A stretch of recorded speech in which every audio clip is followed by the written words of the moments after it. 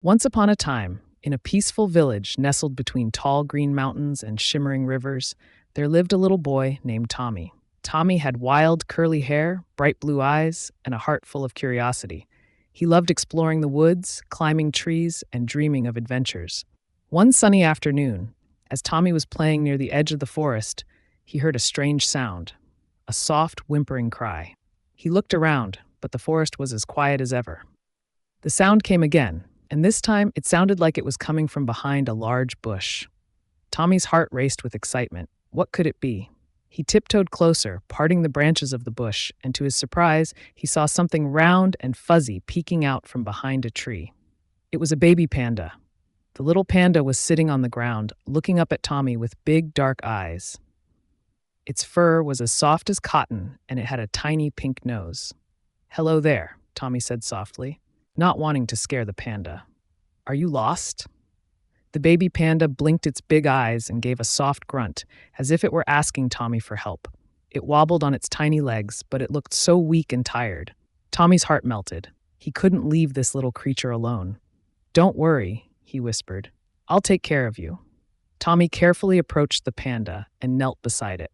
He reached out his hand, and the panda sniffed it curiously. After a moment, the baby panda nuzzled Tommy's hand, as if it trusted him. Tommy had no idea how the panda had gotten there, but he knew it needed help. He gently scooped the little panda into his arms. It was warm and soft, and it smelled faintly of bamboo. The panda snuggled close to Tommy's chest, closing its eyes as if it were already starting to feel safe. With the panda in his arms, Tommy headed back to his house. He had a little garden behind the cottage, full of flowers and vegetables, and he thought it would be a good place to care for the baby panda. As he walked, Tommy spoke softly to the panda, telling it about all the fun adventures they would have together. The baby panda seemed to listen, its eyes flicking up to Tommy every now and then, as if understanding every word. When Tommy reached the garden, he set the baby panda down on a soft patch of grass. He ran inside to find some food and water. His mother had always told him to be kind to animals, so he quickly grabbed some fruits and vegetables from the kitchen, as well as a bowl of water. Tommy placed the food near the panda and waited patiently as the little creature sniffed the offerings. To his relief, the panda eagerly began munching on the fruits. It looked up at Tommy with a happy twinkle in its eyes, as if thanking him. Tommy smiled and sat down beside the panda. "I'll call you Pippin," he decided, "because you're small, just like a little star."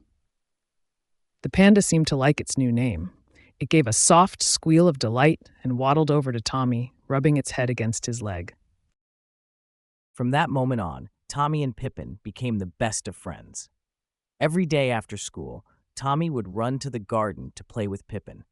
They would race around, hide in the bushes, and climb the trees together. Pippin loved to play games, and Tommy loved to watch the little panda tumble and roll in the grass. It was as though Pippin was learning how to be a panda right before Tommy's eyes. One afternoon, while Tommy and Pippin were playing by the river, Tommy noticed something strange. The sky had turned a little darker, and the wind was picking up. The trees swayed, and the air grew colder. It seemed like a storm was coming. "We'd better get inside, Pippin," Tommy said, his voice filled with concern. He didn't want Pippin to get caught in the rain. Together, they hurried back to the safety of the house just as the first drops of rain began to fall. That night, as the storm raged outside, Tommy lay in bed, thinking about Pippin. He was happy that the little panda had found him, but he wondered if there were others like Pippin out there in the forest.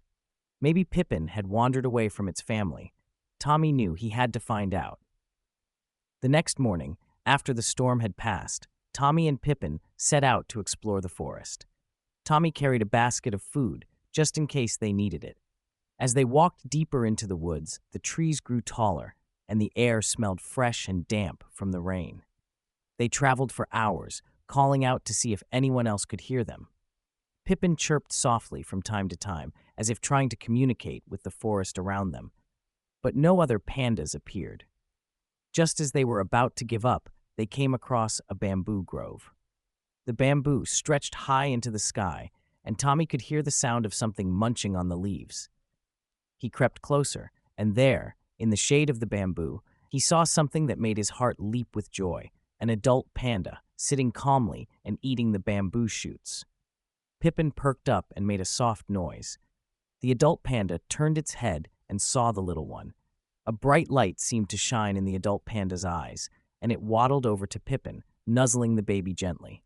Pippin responded with a happy squeal and ran to its new friend, climbing up to sit beside the adult panda. Tommy smiled, his heart full of warmth.